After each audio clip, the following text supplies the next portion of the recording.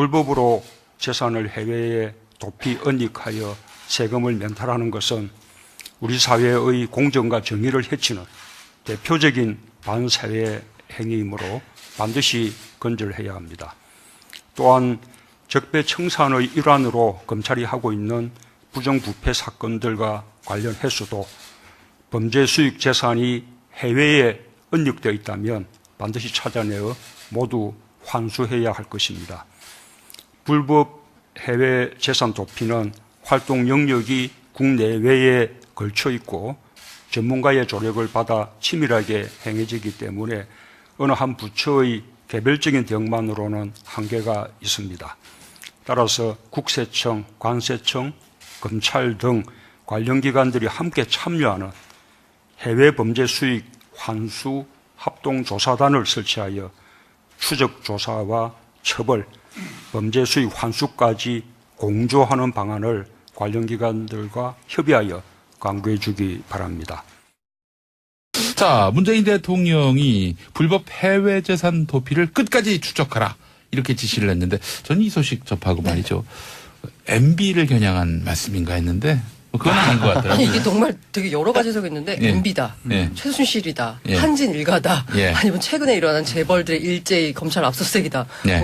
정말 다양한 해석들이 나오고 있어요. 아니 이거는 한진그룹 사태에서 촉발된 겁니다. 촉발은 한진에서 촉발이 됐지만. 그래서 각자 하고 싶은 대로. 그 사실 저는 이런 부분도 이제 문재인 대통령이 회의 과정에서 생활적폐의 청산에 들어가야 될 부분이다라고 얘기를 했고, 그러니까 적폐 청산이라는 얘기를 할 때 좀 좁게 보는 시각에서는 국정농단과 관련된 형사처벌 문제만을 보는데 네. 그것만 없앤다고 문제가 해결되는 건 아니잖아요. 그동안에 그렇습니다. 쌓여와 있었던 어떤 모순점들 같은 거를 찾아내는 과정에서 드러난 부분이 있더라면 또 있는지 살펴보는 것은 당연한 것 같고요. 예. 사실 이게 해외 은닉재산제, 외교재산 같은 경우에는 이미 국세청에서는 2009년도에 이거 여기에 탈세 전담센터까지 만들어서 추적을 해오고 있었거든요. 예, 예. 그 부분들을 조금 더 강화해서 예. 문제가 되는 부분 한꺼번에 들여보자라는 거죠. 그러면은 조사 대상은 한진그룹 등이겠네요.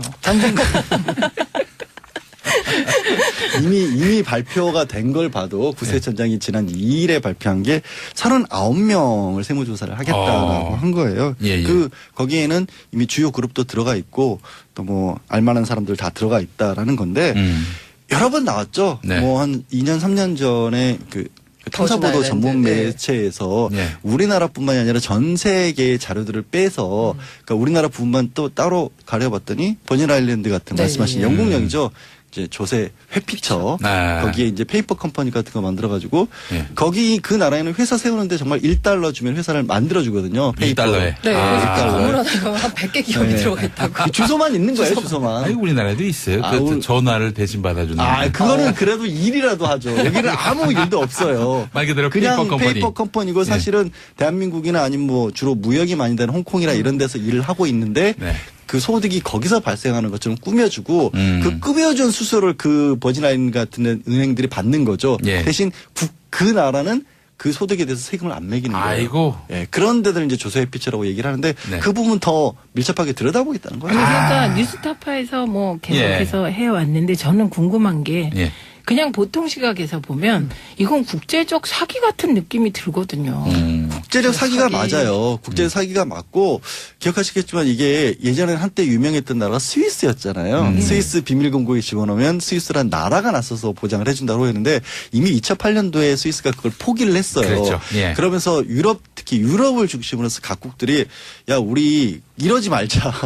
서로 도와주니까 서로 이게 국가 재정에 구멍이 난다라고 해서 그때부터 이제 조세 공개 협정들을 많이 체결을 하기 시작했어요. 우리나라 같은 경우도 그런데 가입을 꾸준히 하고 있고 최근에 이른바 정보 교환 약정이라는 걸 체결했거든요. 그게 또 새롭게 체결을 한 게 이번에는 무려 78개국 금융기관들하고 직접 거래를 하기로 한 겁니다.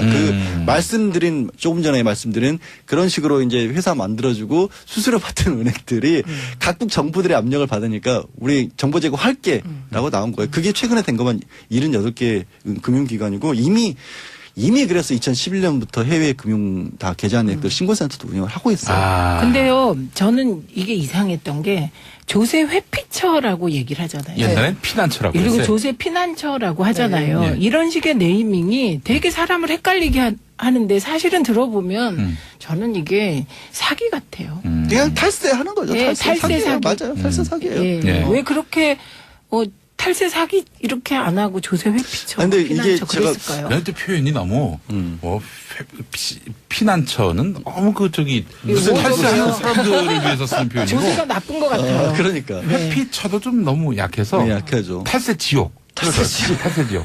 헬 탈세 뭐 이런 거. 그러니까 이게 상황이 많이 바뀌었는데 저도 제가 며칠 전에 일본을 잠깐 갔다 왔거든요. 예.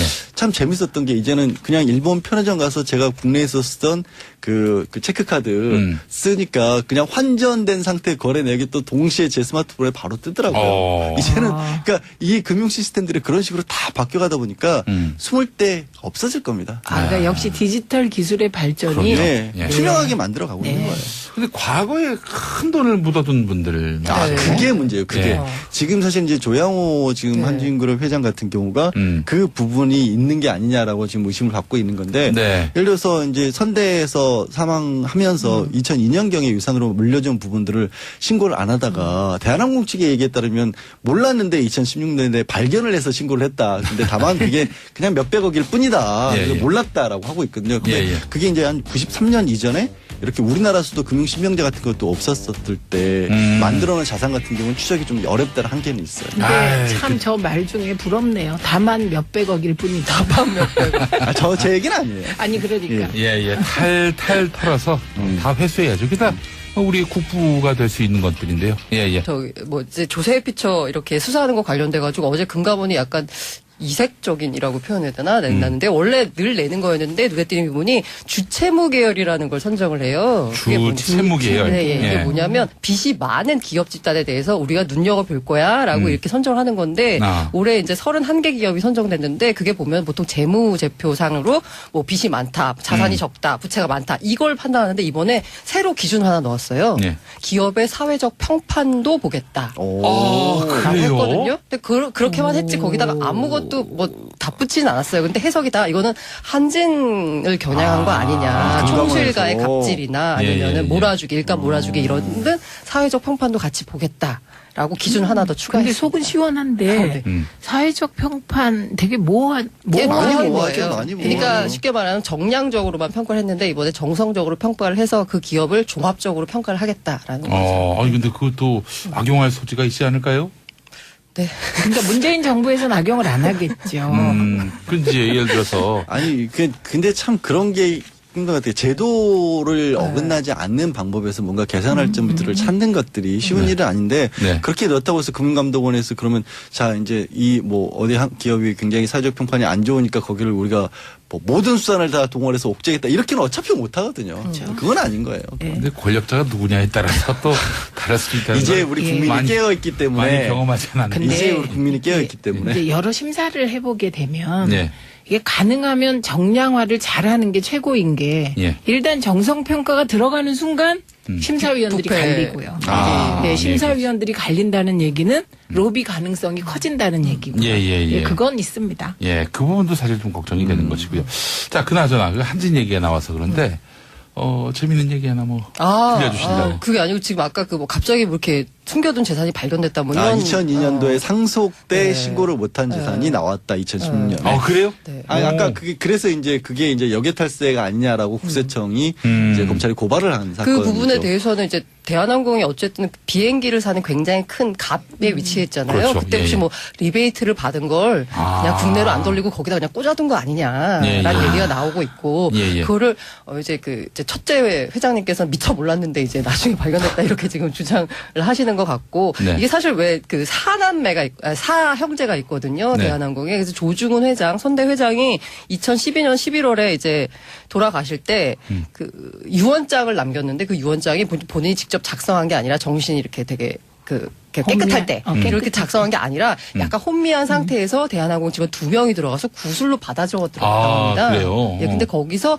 이 정석기업이라는 부동산 관리 회사가 있는데 거기서 이제 땅을 네. 첫째한테 줘라라고 유언장을 남겼다고 했는데 첫째가 누굽니까? 첫째가 지금 조양호 회장인 거고요. 어. 근데 이제 이 집안의 구도에서 보면 첫째랑 셋째랑 편먹고 둘째랑 넷째랑 편먹고 지금 이제 서로 싸웠거든요. 아이고, 그래요. 그때 당시에. 예, 분쟁을 하면서 예. 참고로 이제 그 셋째가 바로 그 한진해운 이제 죽은 그 집안이고요. 그래서 이제 한진해운이 문제가 생겼을 때 조양호 회장한테 책임을 져라 했는데 조양호 회장이 나 못 지겠다 해가지고 결과적으로 이제 파산까지 간 거고. 그때 사이가 안 좋았었군요. 사실 사이가 안 좋았다기보다는 그 사이가 좋았으니까 이제 첫째, 이렇게 셋째는 좋았고. 개입을 한 거죠. 첫째, 셋째. 죄송합니다, 제가. 첫째, 셋째. 그리고 이제 둘째가 한진중공업이고요. 예. 넷째가 메리츠증권 지금 그 기업이거든요. 예, 근데 예. 그래서 소송을 걸고 이제 대법원까지 가서 했는데 결과적으로는 그 첫째, 셋째 그 조양호 회장이 이겼고요. 그래서 지금 서로 사이가 안 좋아져가지고 서로 제사도 따로 지낸다는 아이고, 안타까운. 세상에. 같은 날. 같은 날 네. 따로 지낸다는. 근데 이렇게 재벌의 대기업의 아들들은 그냥 1, 2, 3, 4로 태어나면 다 경영 능력이 있나 봐요. 그러니까요. 근데 제가 지금 너무 문제가 되고 있는 게 그게 아니라는 것 때문에 문제가 되고 그렇죠. 있는 거잖아요. 사실 대한민국이 고도의 성장을 했다가 앞으로 더 나아가지 못한 것의 원인 중에 하나가 검증되지 않은 2세, 3세에 의한 경영이고 검증되지 않은 2세, 3세는 그럼 할 수 있는 게 뭘까요? 회사가 그들이 특별한 능력을 발휘하지 않아도 기존에 가지고 있는 돈은 유지할 수 있는 방법 그리고 어떻게 하면 그 회사에서 수익을 가져갈 수 있는 방법이 뭔가를 찾는 거잖아요. 소위 예. 말한 소유와 경영의 분리가 이루어져야 그렇지. 되는데 예. 안 되니까 그럼 그분들이 할 수 있는 게 뭐겠어요? 결국에는 그 회사가 이런 거죠. 기본적으로 사무실 들어가려면 하다못해 큰 회사면 컴퓨터라도 깔아야 되잖아요. 그렇죠. 그 컴퓨터 까는 회사를 내가 운영하겠다 이렇게 되는 거잖아요. 그러면 그냥 자동으로 나는 돈은 들어가는데 예. 대신 그리고 모험을 할 만큼 새로운 사업을 손을 댈까요? 안 댈까요? 안 되죠. 뭔가 미래 비전을 창출하는가 이런 거 안 하죠. 그리고 더 이상한 것도 있어요. 왜냐하면 미국만 해도 제가 뭐 이 분야는 전문가가 아니지만 옛날에 록펠러, 포드 네. 그 다음에서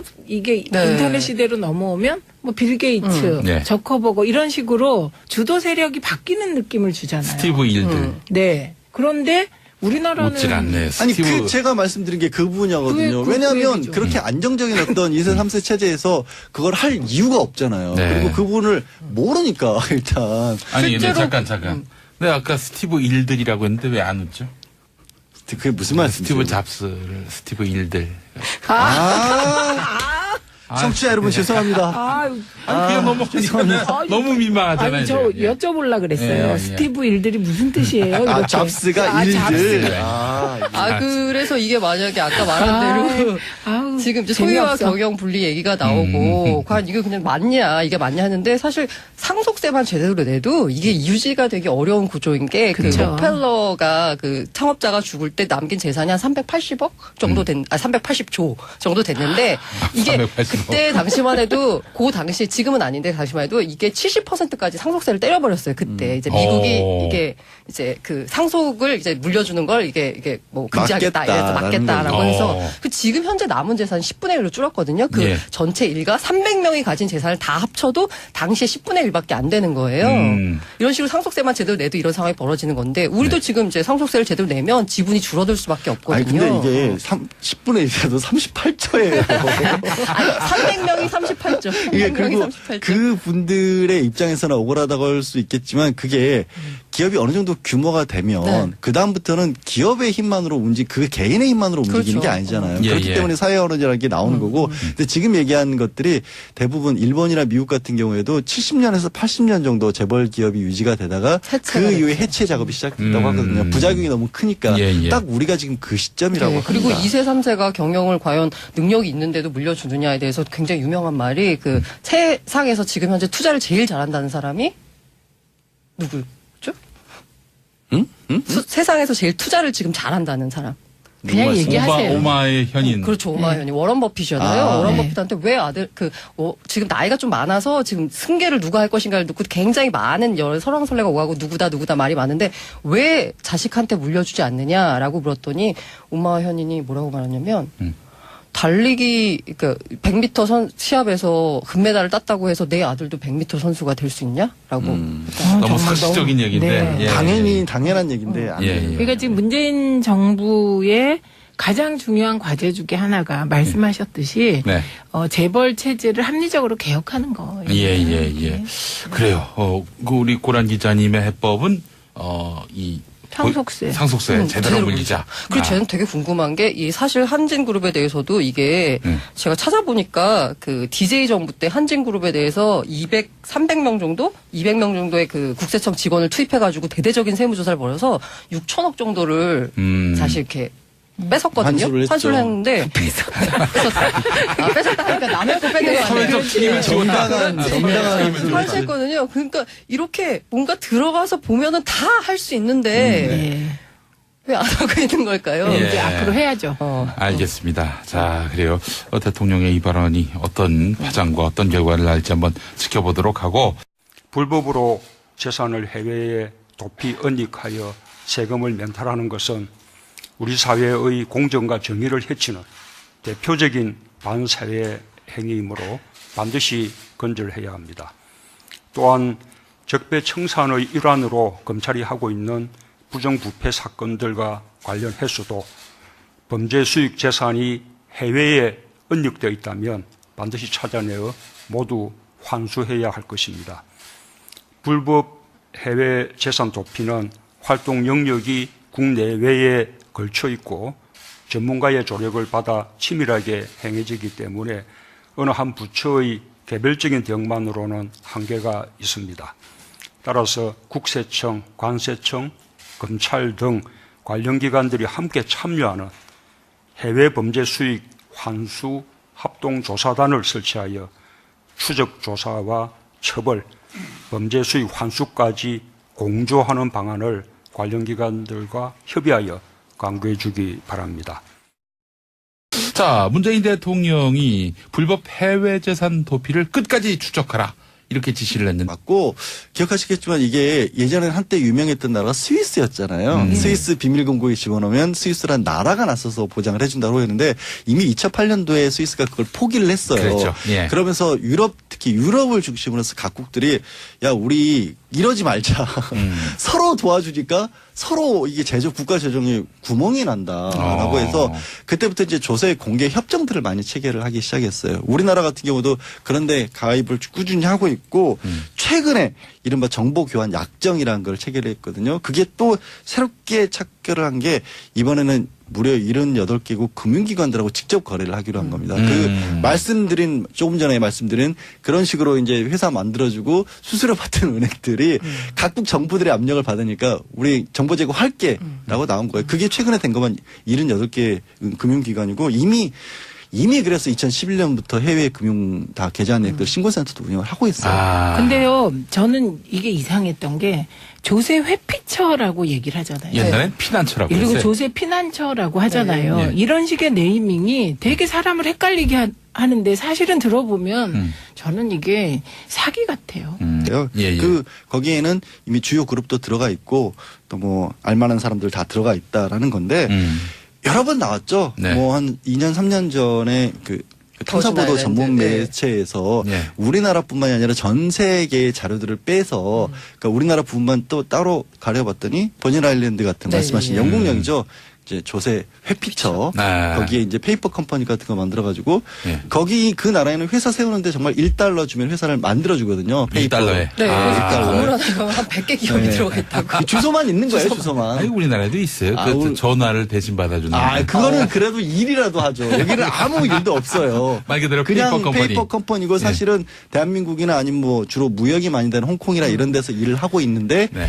그 소득이 거기서 발생하는 것처럼 꾸며주고 그 꾸며준 수수료를 그 버진아일랜드 같은 은행들이 받는 거죠. 예. 대신 그 나라는 그 소득에 대해서 세금을 안 매기는 거예요. 아이고. 예, 그런 데들 이제 조세 회피처라고 얘기를 하는데 네. 그 부분 더 밀접하게 들여다보겠다는 거예요. 그러니까 뉴스타파에서 뭐 계속해서 해왔는데 저는 궁금한 게 예. 그냥 보통 시각에서 보면 이건 국제적 사기 같은 느낌이 들거든요. 국제적 사기가 맞아요. 국제적 사기가 그냥 탈세하는 거죠. 예, 탈세 사기예요. 사기. 맞아요. 탈세 사기예요. 예. 예. 왜 그렇게 탈세 사기 이렇게 안 하고 조세 회피처, 아, 근데 이게 피난처 제가 그랬을까요? 그런데 표현이 너무 피난처는 너무 무슨 오버죠. 탈세하는 사람들을 위해서 쓰는 표현이고 조세가 나쁜 것 같아요. 그러니까. 회피처도 좀 너무 약해서 네, 약하죠. 탈세 지옥. 탈세 지옥. 헬 탈세 뭐 이런 거. 그러니까 이게 상황이 많이 바뀌었는데 저도 제가 며칠 전에 일본을 잠깐 갔다 왔거든요. 예. 참 재밌었던 게 이제는 그냥 일본 편의점 가서 제가 국내에서 쓰던 그 체크카드 쓰니까 그냥 환전된 상태 거래 내역이 또 동시에 제 스마트폰에 바로 뜨더라고요. 이제는 그러니까 이 금융 시스템들이 그런 식으로 다 바뀌어가다 보니까 숨을 데 없어질 겁니다. 그러니까 역시 디지털 기술의 발전이 네, 예. 투명하게 만들어가고 있는 거예요. 근데 과거에 큰 돈을 묻어둔 분들 많아요. 그게 문제예요. 그게 예. 지금 사실 이제 조양호 지금 한진그룹 회장 같은 경우가 그 부분이 있는 게 아니냐라고 지금 의심을 받고 있는 건데 네. 예를 들어서 이제 선대에서 사망하면서 2002년경에 유산으로 물려준 부분들을 신고를 안 하다가 대한항공 측의 얘기에 따르면 몰랐는데 2016년에 발견을 해서 신고를 했다. 근데 다만 그게 그냥 몇백억일 뿐이다. 예, 그래서 예. 몰랐다라고 하고 있다. 전 이 소식 접하고 말이죠. MB를 겨냥한 말씀인가 했는데 그건 아닌 것 같더라고요. 아니 이게 정말 되게 여러 가지 해석이 있는데 예. MB다, 예. 최순실이다, 예. 한진 일가다, 예. 아니면 최근에 일어난 재벌들의 일제히 검찰 압수수색이다. 예. 정말 다양한 해석들이 나오고 있어요. 아니 이거는 한진그룹 사태에서 촉발된 겁니다. 촉발은 한진에서 촉발이 됐지만 예. 각자 하고 싶은 대로. 그 사실 저는 이런 부분도 이제 문재인 대통령이 회의 과정에서 생활적폐의 청산에 들어가야 될 부분이다라고 얘기를 했고, 예. 그러니까 적폐 청산이라는 얘기를 할 때 좀 좁게 보는 시각에서는 국정농단과 관련된 형사처벌 문제만을 보는데 네. 그것만 없앤다고 문제가 해결되는 건 아니잖아요. 그동안에 그렇습니다. 쌓여와 있었던 어떤 모순점들 같은 거를 찾아내는 과정에서 드러난 부분이 있다면 또 있는지 살펴보는 것은 당연한 것 같고요. 예. 사실 이게 해외 은닉재산, 외교재산 같은 경우에는 이미 국세청에서는 2009년도에 이거 여기에 탈세 전담센터까지 만들어서 추적을 해오고 있었거든요. 예, 예. 그 부분들을 조금 더 강화해서 예. 문제가 되는 부분 한꺼번에 들여보자라는 거죠. 그러면은 조사 대상은 한진그룹 등이겠네요. 이미 발표가 된 걸 봐도 구세청장이 지난 2일에 발표한 게 39명을 세무조사를 하겠다라고 한 거예요.